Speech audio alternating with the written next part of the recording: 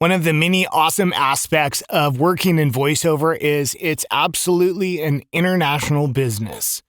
In this video, we go over the process of working with an international client.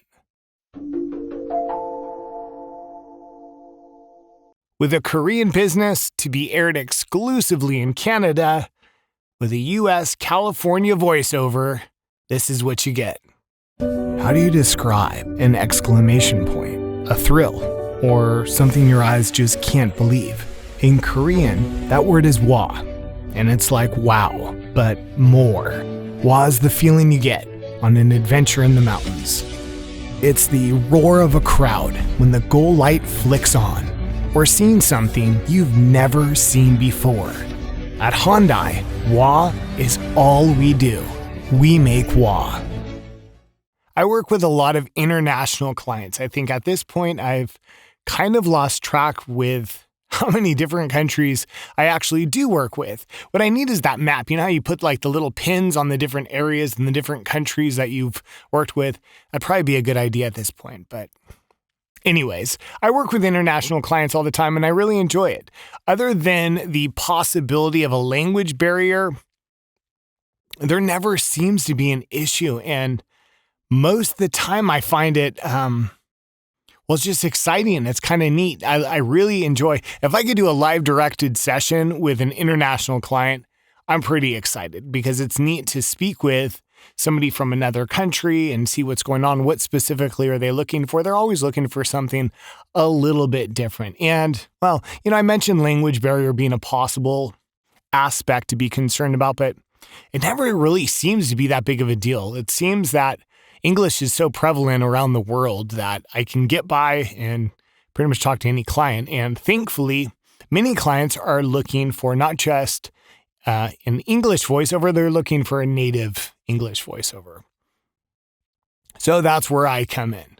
I specialize in Southern California beach and relaxed lifestyle sound, but I kind of have that all-around general American tone to my voice, so it seems to work in pretty well. Now, one thing to consider when working with an international voiceover artist or an international client is that you want to make sure that the time factor is something to be considered, because a lot of times, there's a difference. Like if I'm working with someone in, say, Korea, or I'm working with someone in the Middle East, or whatever the case is, a lot of times we're almost looking at 10, 12, 11-hour differences. So when I'm just starting work, they're usually ending the day. So it's pretty tough to get into communication, and you find that flexibility is going to be your number one ally. So what happens is a lot of my clients international, they're going to work a little bit later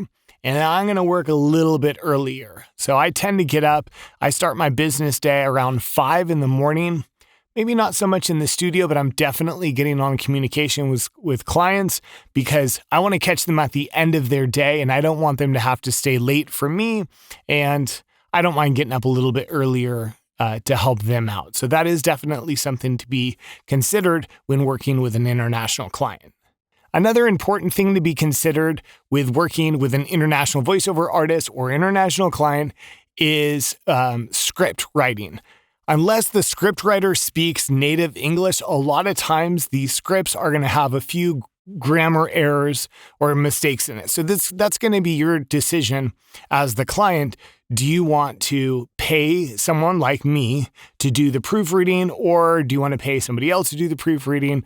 You can run it through programs like Grammarly and things like that, and they work overall pretty well, but nothing's going to really beat having a native English speaker be your scriptwriter or to proofread it if your voiceover artist is willing to do that. And that's definitely something that I offer, and I know a lot of voiceover artists do offer that as well. If you are interested and want to see if I could possibly be a good fit for your next project, I do offer free sample readings. If you look down in the YouTube descriptions right now, I have a link that you can click on. It's going to take you to my website where you could fill out a form and send me your name, get your email, get your script, and I send it over to you within 24 hours or so. I'm pretty quick with that. I offer free sample reading if you're interested, want to see if my voice could be a good fit for your next project.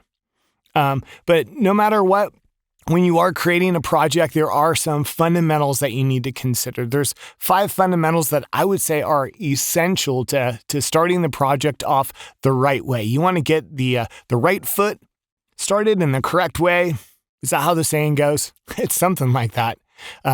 Regardless, there are some fundamentals that you need to take into consideration when you're starting a project and hiring a voiceover artist. If you have a look down in the YouTube description, you're also going to see that I offer a free guide to the fundamentals of hiring a voiceover talent.